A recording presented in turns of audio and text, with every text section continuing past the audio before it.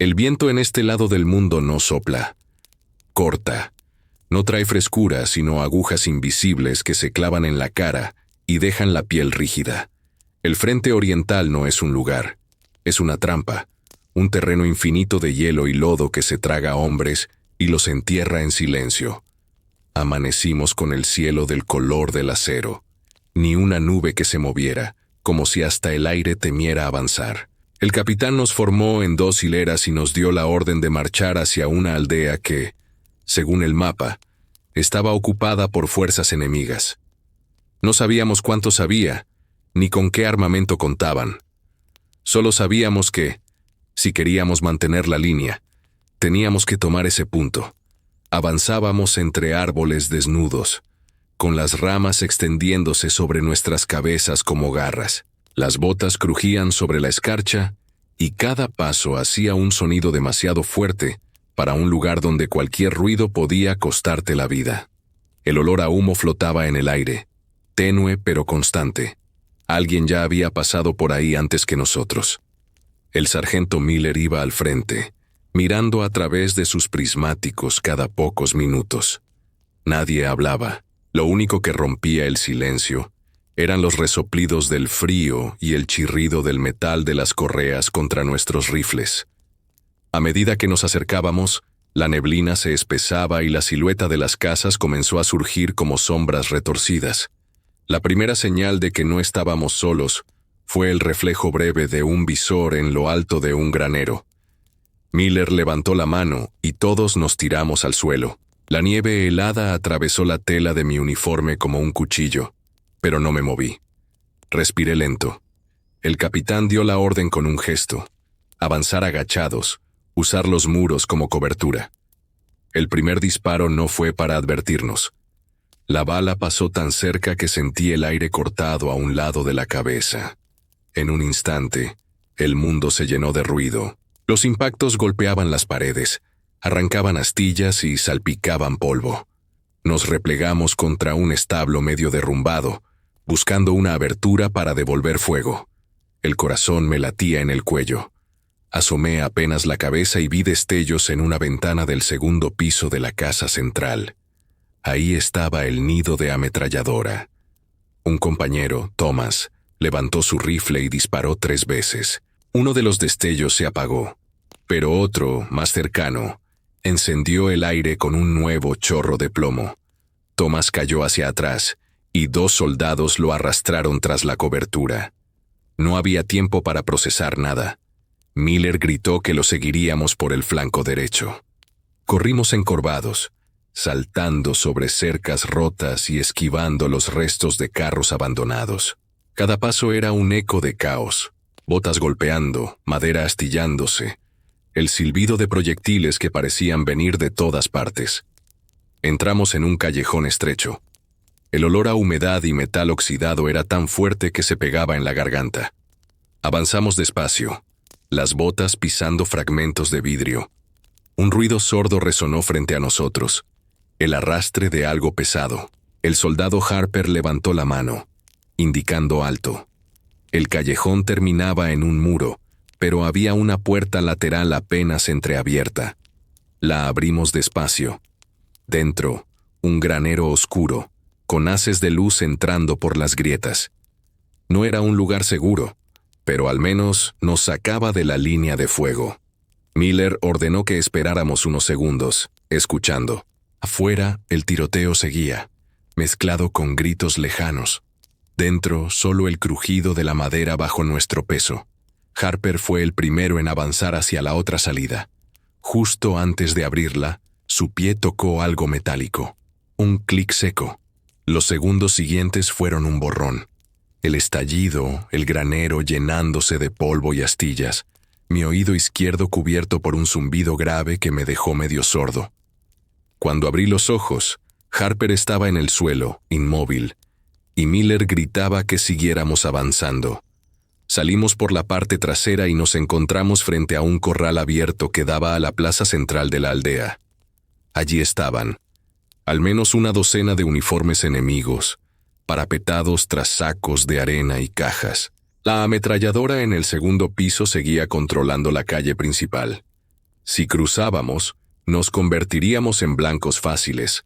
Miller me señaló a mí y a otros dos. Nuestra tarea: entrar por una casa lateral y llegar hasta el segundo piso por dentro, para eliminar la posición. Respiré hondo.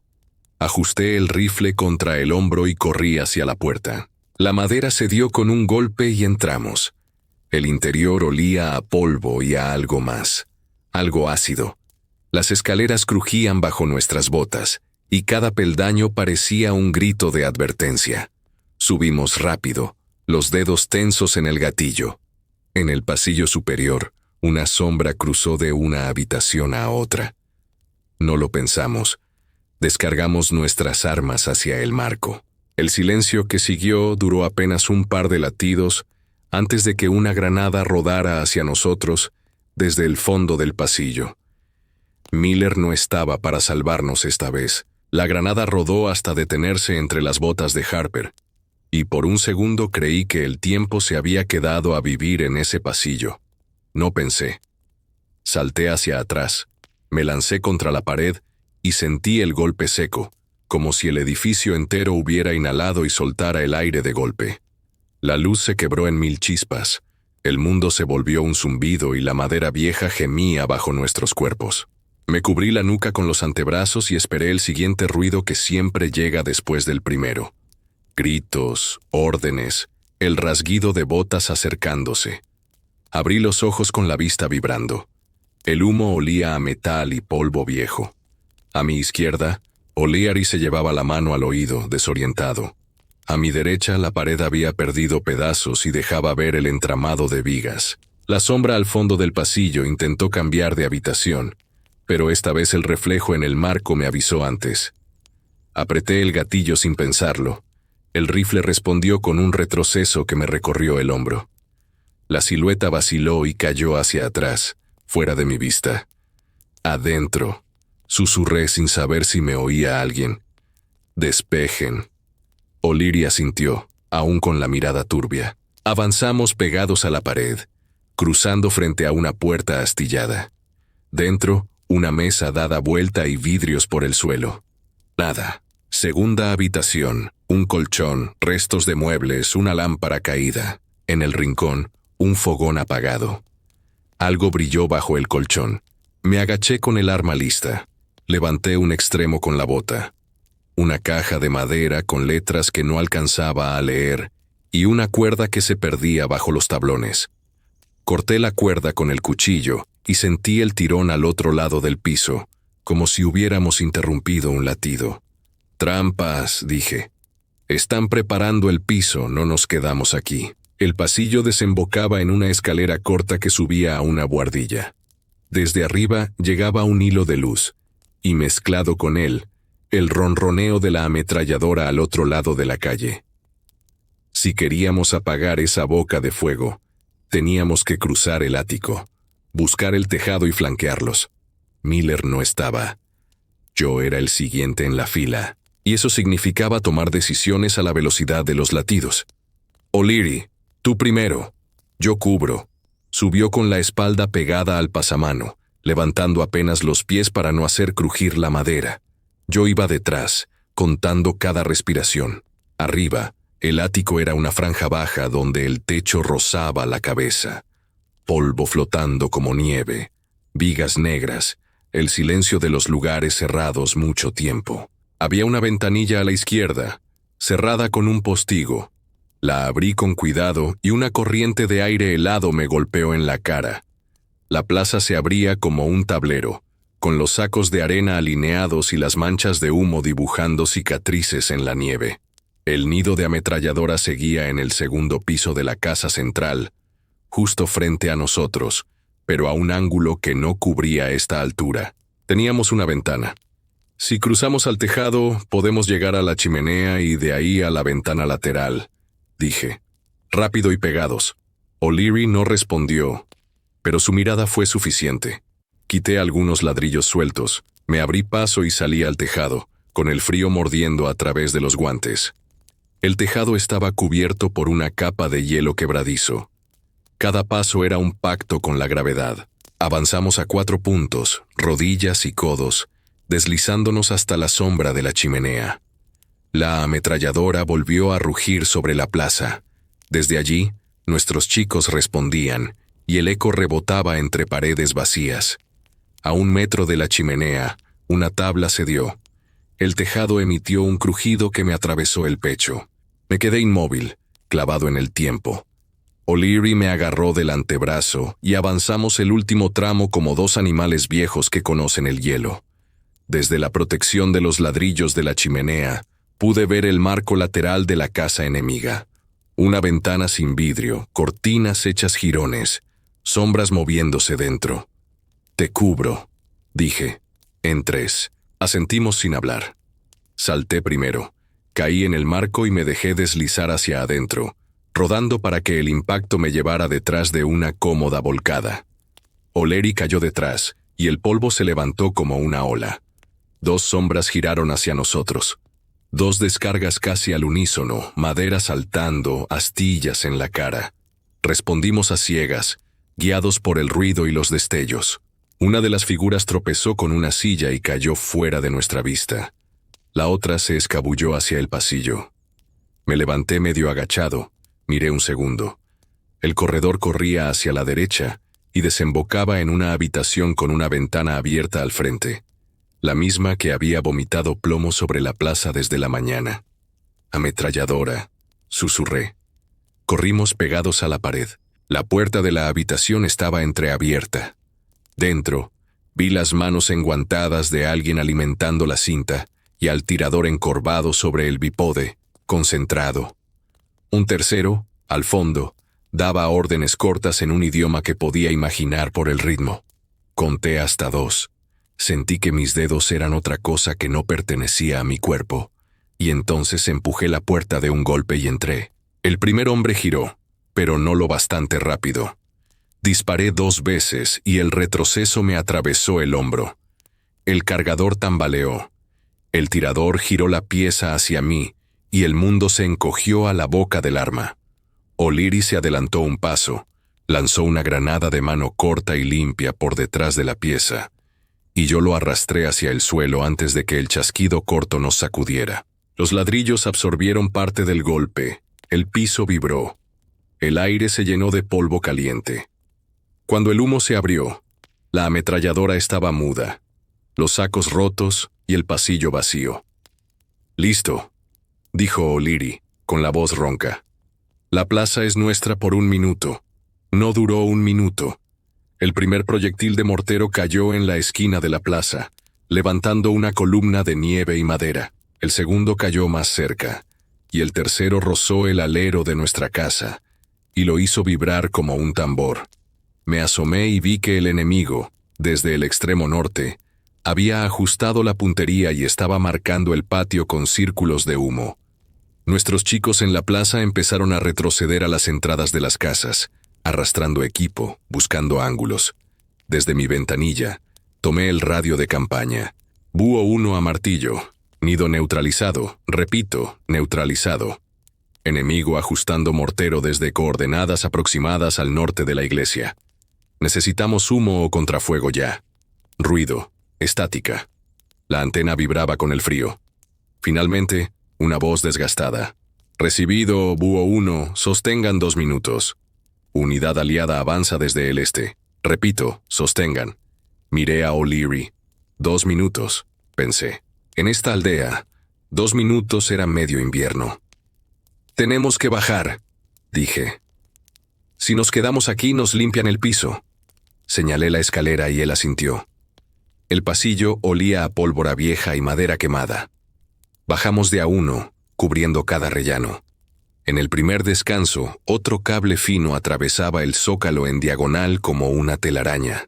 Lo corté con la navaja y seguimos. En la planta baja, la puerta trasera daba a un callejón con charcos helados. Afuera, el mundo era un martillo. Los morteros caían a intervalos irregulares, como si alguien respirara a los golpes. Cruzamos el callejón hasta una casa baja con fachada de ladrillo. Dentro encontramos a 3 de los nuestros. Dawson con la cara tiznada, Serrano apretando la mandíbula, y el radista Kovacs que no soltaba su equipo ni para respirar. La plaza está ardiendo, dijo Dawson, y tienen un tirador en el campanario. Si asomas la cabeza, te la afeita. Miré hacia la iglesia por una rendija de la persiana. El campanario era una torre angosta, abierta en 4 tramos. En el tercero, a la sombra, un destello a intervalos regulares. El ritmo del tirador era de metrónomo. 2 segundos, un golpe. 2 segundos, otro. Preciso. Frío. Necesitamos sacarlo de ahí, dije. O ese mortero no va a ser nuestro mayor problema. Serrano señaló un baúl abierto. Dentro, un par de proyectiles de rifle con punta especial, un tubo de lanzamiento para corta distancia y algo más. Un cilindro metálico con agarres. Cazador, susurró. Lo encontramos en el granero. Alguien lo dejó listo, con espoletas nuevas. Miré el cilindro. Era pesado, incómodo, pero en buenas manos hacía retroceder incluso a los gigantes de acero. No teníamos gigantes frente a nosotros, todavía, pero sí una torre altiva y un tirador que nos estaba afinando el aire. Dawson, O'Leary, me cubren. Serrano, prepárame humo. Kovacs, dime que Martillo viene de verdad. Kovacs asentía mientras ajustaba la antena. Unidad aliada en ruta, confirmado, dicen... La voz se perdió. 3 cuadras, por carretera vieja. Vamos. Salimos por la puerta lateral, agachados, pegados a la pared como sombras. Serrano lanzó 2 botes de humo hacia el centro de la plaza. El viento los arrastró y, por un momento, el cuadrado blanco se convirtió en un mar gris. Aprovechamos la cortina para llegar al pórtico de la iglesia. Las escaleras de piedra crujieron bajo nuestros pasos. Dentro, el aire era frío y olía a cera y polvo. Bancos volcados, vitrales rotos, un silencio denso. A la derecha, una puerta estrecha conducía a la escalera del campanario. La abrimos con cuidado. Ritmo de 2 segundos, dije en susurro. Contamos y subimos entre disparos. El primer golpe sonó como una regla contra la mesa. 1, 2, subimos 5 peldaños, otro golpe. El eco hacía difícil saber dónde estaba exactamente, pero el ritmo no mentía. En el segundo descanso, una ranura dejaba ver parte del pueblo. El humo hacía líneas suaves entre las casas. Otro golpe. 1, 2. Subimos, llegamos al último tramo y nos pegamos al muro. A través de la abertura supe que estábamos a 2 metros del tirador. Podía ver la manga, el hombro, el perfil mínimo de su mejilla en tensión, el ojo pegado a la mira. Apreté la espalda contra la piedra y respiré hondo. Dawson levantó 3 dedos, luego 2, luego 1. Asomé apenas el tubo del lanzador, apuntando a la viga junto a su posición. Disparé. El golpe fue seco, un empujón a las costillas. La viga reventó en astillas y el tirador se desarmó en sombras, el arma golpeando la baranda, el ritmo roto al fin. Dawson se lanzó adelante, aseguró el espacio, y por primera vez en la mañana escuché una frase que me pareció música. Campanario limpio. Entonces el mortero cambió de lengua. Ya no golpeaba las esquinas ni la plaza al azar. 1, 2 impactos seguidos en línea hacia la carretera del este. Miré por la abertura y vi movimiento al final de la calle. Figuras avanzando con abrigos gruesos, cascos redondeados, insignias rojas en los gorros. Una unidad aliada, la nuestra. No exactamente la nuestra. Pero a veces en este frente no hacía falta más que una mirada para entender que venían de los mismos mapas. Levanté el radio. Búho 1 a Martillo. Confirmo unidad aliada entrando por el este. Repito, el tercer impacto cayó justo delante de ellos, levantando una barrera de nieve y tierra. Las figuras se dispersaron con precisión fría, tomando coberturas. No eran novatos. Sus fusiles relampaguearon en salvas cortas, disciplinadas, y un equipo de apoyo se instaló detrás de un muro semicaído, devolviendo cortesía hacia el norte. El mortero enemigo dudó, como si también hubiera reconocido esa manera de moverse, y se desplazó otra vez hacia el centro. Bajamos, dije. Unimos líneas y empujamos. Salimos de la iglesia y cruzamos la plaza a zancadas largas, sintiendo el hielo quebrarse bajo las suelas. Llegamos al borde de la carretera justo cuando los aliados cortaban la esquina. El que iba al frente me miró a los ojos a través de la escarcha, y en ese intercambio hubo algo parecido a un saludo. No hacía falta idioma para lo esencial. Señalé con la mano el norte. El que llevaba el equipo pesado asintió. El plan era sencillo. Nosotros limpiábamos las casas de la izquierda. Ellos castigaban la esquina desde donde operaba el mortero. Volvimos a movernos.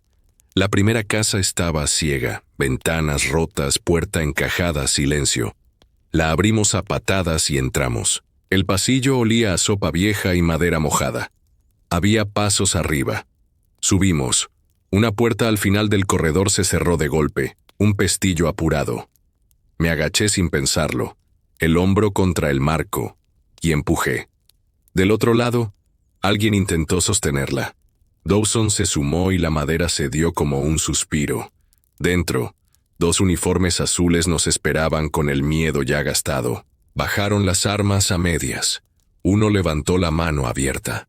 El otro miró por la ventana y, en un idioma duro, dijo algo que reconocí por el tono. «No nos disparen. Bajen», dije señalando el suelo con la palma. «Se acabó aquí».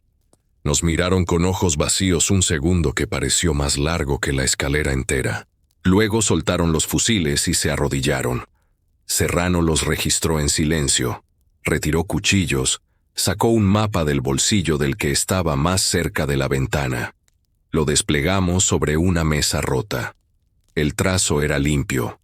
Puntos marcados alrededor de la aldea, una flecha hacia el norte con una hora escrita a mano. «Esto no es todo», murmuró Serrano. «Esto es antes de lo que viene». El rumor de cadenas llegó como un trueno lejano.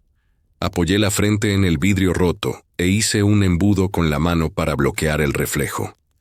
Al norte, por la carretera que se perdía entre pinos, algo se movía con la calma de quien no tiene prisa porque sabe que el tiempo está de su lado. Chapa, ruedas con llantas de acero, siluetas cuadradas. No muchas, pero suficientes para que la palabra «suficientes» significara otra cosa. «Cazador», dije señalando el cilindro en la espalda de Serrano. «Vamos a necesitarlo. Y necesitamos puntos altos, callejones estrechos y ángulos buenos. Si intentan entrar por la carretera, les cerramos la garganta aquí. Bajamos en fila». Afuera, la unidad aliada del este ya había entendido el ruido y se desplegaba en abanico. Equipos con rifles, una pieza pesada colocándose detrás de un muelle derruido y un operador señalando con la mano rutas de fuego. Kovacs hablaba por radio con el aire mordiendo sus palabras. «Martillo confirma que los pájaros no vuelan con este cielo», dijo. «No hay ojos arriba. Por ahora, somos nosotros». Tomé el mapa incautado y delineé con el dedo una ruta sobre la aldea. Callejón angosto, curva cerrada, pared de piedra. Ahí. Si lográbamos atraer a un gigante hasta ese giro, el cazador podía hacer el resto. Dawson, O'Leary, conmigo al primer ángulo. Serrano, tú te quedas con cazador listo detrás de la pared. Kovacs busca un cable, cualquier cable, y amárrame una sorpresa a esa esquina. Si esto se mueve 1 metro más de lo que queremos, que la calle se convierta en dentera. Unidad aliada. Cubran la carretera y no dejen que nos rodeen por la derecha. El primer gigante apareció como si hubiera sido tallado del mismo frío. Pintura gris, marcas negras, el cañón mirando el pueblo con la curiosidad de un animal que huele. Detrás, otro, y luego otro. No era una columna completa, pero era una mano grande que se cierra sobre un pecho pequeño. Respiré por la nariz. El viento me trajo el olor a combustible y metal caliente. El mundo se redujo a la esquina de piedra y a la medida perfecta entre el peligro y la oportunidad. «Ahora», susurré. Dawson asomó lo justo y disparó 2 veces al visor del conductor. No pretendía hacerle daño, solo provocar el giro. El gigante respondió con un rugido corto que hizo vibrar los vidrios rotos, y la ametralladora coaxial barruntó el aire sobre nuestras cabezas. El cañón principal rotó hacia la esquina. Conté mentalmente. 1, 2, 3. Entonces me lancé en el hueco que conocía por haberlo imaginado 1000 veces y le grité a Serrano. ¡Ya! El cazador cantó con un sonido profundo, un latigazo hacia la historia. La carga voló en una línea tensa, se pegó donde debía y la esquina se llenó de luz. El golpe empujó el gigante hacia la pared como a un toro contra una puerta. El segundo de la columna intentó retroceder, pero la calle era estrecha, y la fachada le comió la maniobra. Las orugas patinaron, los engranajes se quejaron. Otra, jadeó Serrano, preparándose. Necesito 20 segundos. 20 segundos aquí eran como 20 inviernos. El tercer gigante asomó el hocico y empezó a cubrir con su propia boca de acero a los dos primeros. La pieza aliada detrás del muelle lanzó un proyectil que explotó contra el lateral del segundo. Lo suficiente para morder, no para tumbar. Los rifles cantaban desde las ventanas, como granizo contra chapa. Yo asomé lo justo para buscar los ojos del primero, y vi algo que no esperaba. Movimiento en la parte trasera, la escotilla abriéndose, un casco que emergía con un cilindro oscuro en las manos. ¡Humo!, gruñí. «Nos quieren ciegos». El primer bote de humo cayó entre la esquina y el gigante herido. Un velo blanco y espeso comenzó a crecer como una pared. El segundo bote cayó más atrás, y la calle se convirtió en un río lechoso. El tercer impacto de mortero, que había estado callado desde que apareció la columna, eligió justo entonces el borde de nuestro edificio. El mundo se inclinó por un instante y el techo escupió polvo. «Serrano», grité sin verlo. «¿Listo?» 4, respondió. 3. Una ráfaga de aire frío me golpeó el rostro cuando una puerta se abrió a mis espaldas. Me giré con el arma arriba y vi dos figuras pequeñas en el umbral. Ojos enormes en caras hundidas. Manos huesudas agarrando un trozo de manta. No eran soldados. Uno de ellos intentó hablar, pero la voz se le rompió en la garganta. Señalaban el sótano con una insistencia desesperada. «No ahora», murmuré. «No ahora». Otra ráfaga de la coaxial cortó el borde del muro.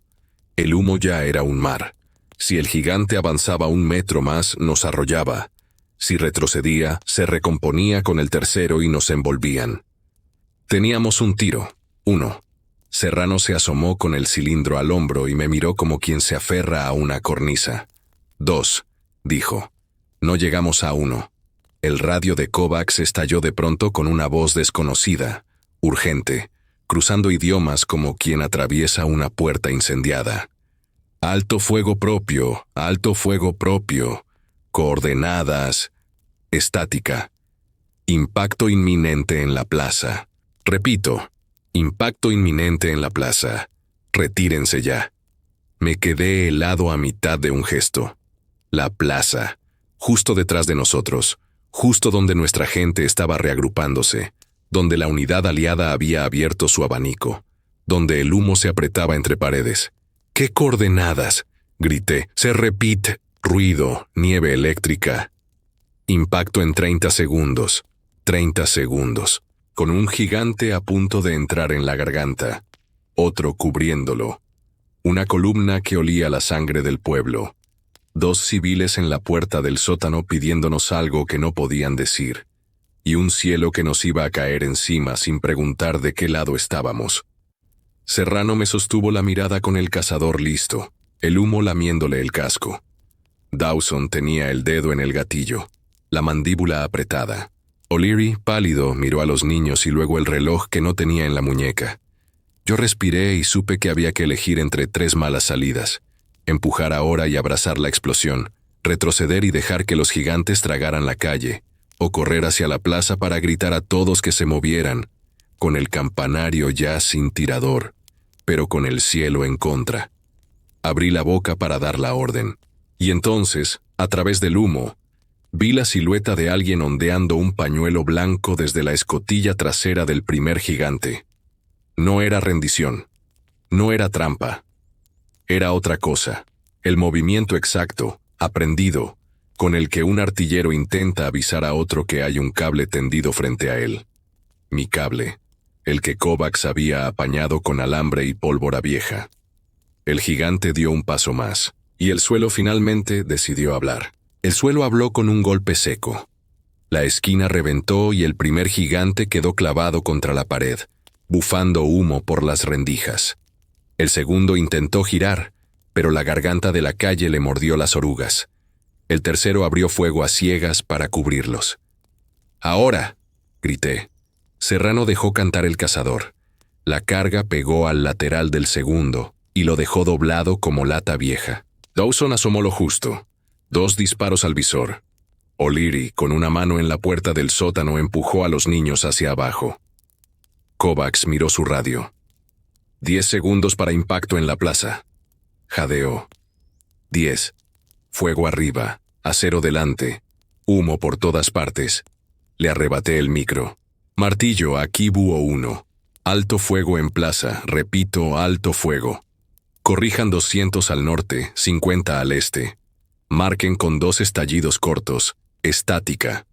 Un murmullo que parecía venir de la nieve. Luego, corrección. 2 norte, 5 este. Serrano lanzó un bote de humo verde hacia el centro. La plaza se volvió bandera. Nos pegamos al suelo. 2 latidos del cielo cayeron lejos, al norte. El aire nos pasó por encima como un tren subterráneo. Kovacs alzó el pulgar. «Corregido». No había tiempo. El tercer gigante quiso empujar por la garganta, pero la pieza pesada de los que venían del este le habló 2 veces, grave, y lo hizo vacilar. Aprovechamos. Me acerqué al primero, aún encajado en la esquina. Serrano me lanzó una adhesiva. La coloqué donde el metal se une y corrí hacia atrás. El zarpazo del estallido me subió por la espalda. El gigante exhaló como un fuelle roto y se quedó quieto. El tercero echó marcha atrás, tragando su propio humo. Los aliados del este le cerraron la salida con una línea limpia de disparos. Su pieza de apoyo volvió a sonar, seca. La silueta se perdió entre pinos. La plaza respiró por primera vez en todo el día. El campanario, sin metrónomo, marcaba la hora con el viento. Asomaron cascos por los portales. Algunos ojos parecían recién despiertos. El oficial del este avanzó 2 pasos. Nos miramos. Levantó la mano. Hice lo mismo. No hubo idioma, solo acuerdo. «Limpien casas», ordené. «Busquen cables y trampas. Reúnan a los vecinos en la iglesia. Kovacs. Confirmas ese arriba y perímetro norte». Volvimos a los portales. En el sótano del callejón, los niños seguían con las manos juntas. O'Leary abrió la puerta, se agachó a su altura y les tendió la mano sin decir nada. Cuando salieron a la plaza, una mujer cruzó y los envolvió. O'Leary se apartó un segundo, como si el frío le estuviera picando los ojos. Serrano extendió el mapa incautado sobre un banco roto. Puntos alrededor de la aldea. Una flecha al norte con una hora escrita. Señaló con el lápiz. «Esto era el borde», murmuró. «Detrás de esa línea viene lo grande». Miré hacia la carretera por donde se había ido el tercero. No vi metal, vi distancia. Este frente es eso. Distancia entre casas, entre idiomas, entre líneas de un mapa. Hoy la recortamos un paso. El cielo seguía con su color de acero. Colocamos puestos. Uno frente a la iglesia, otro junto al muelle de ruido, un tercero en el callejón de la garganta. Los del este dejaron pan duro en un quicio, como una ofrenda. La gente se agrupó en la nave fría. Los vitrales rotos dejaban caer manchas de luz pálida. Nosotros contamos munición, agua, manos firmes. Dawson se sentó en un peldaño y miró el campanario con esa mueca cansada, que no es risa ni gesto de dolor. Serrano pasó un trapo por el tubo vacío del cazador, como si afinara un instrumento mudo. Kovacs peleó con su antena hasta que el mando confirmó: «Sin pájaros hoy, solo nosotros sosteniendo». Me aparté hasta la linde y respiré bosque. Pensé en las señales pequeñas que nos salvaron en medio del ruido. El cable de Kovacs bajo una bota. el humo verde que cambió la puntería del cielo, un pañuelo moviéndose desde la escotilla para avisar, no des un paso más, la puerta del sótano abriéndose a ojos y no a fusiles. En los mapas no salen esas cosas. Aquí son todo. Volví a la plaza. El oficial del este me esperaba bajo el pórtico. Se tocó el pecho con 2 dedos. Presentó su nombre sin voz. Le correspondí con el mío. Nos quedamos mirando la ametralladora muda, los sacos rotos, la escarcha metida en cada grieta como cal viva. Hoy sostuvimos juntos, dije despacio. Asintió. En su gesto había cansancio y una certeza simple. Volvería a tocar. Ordené rondas cada 20. Nadie se confía en la calma. Las botas retomaron su ritmo. Ya no tambor de marcha ni zapateo de miedo, sino paso corto de quien cuida una casa. La iglesia parecía un animal grande que duerme con un ojo abierto. El humo de una chimenea rota dibujaba una columna tímida. Me senté un momento junto a un casco abollado que no era de nadie que yo conociera. El aire ya no cortaba igual. Entraba entero. Serrano se acercó con el mapa y un lápiz pequeño. Trazó en el borde inferior una línea torcida, nuestra línea, y le puso fecha con números que el hielo empezó a borrar. Para recordar, dijo. Guardé el papel dentro del abrigo. Tal vez en casa nadie entienda que un pedazo húmedo con una línea chueca puede significar algo. Aquí significa que por un día la aldea respira. Media victoria, suficiente para seguir. La nieve volvió a caer, gris sobre gris. Por un segundo juré que era blanca. Luego el mundo recuperó su color de hierro. Escuché una risa corta detrás de mí. La de un niño que se había permitido, por fin, una grieta de alegría. Y supe que eso, en este lado del mapa, es más que un parte.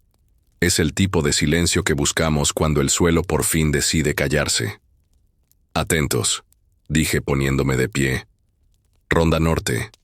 Y caminamos, porque en el este nadie te da finales perfectos, solo pausas. Hoy, al menos, la nuestra duró lo suficiente para trazar una línea y quedarnos de este lado.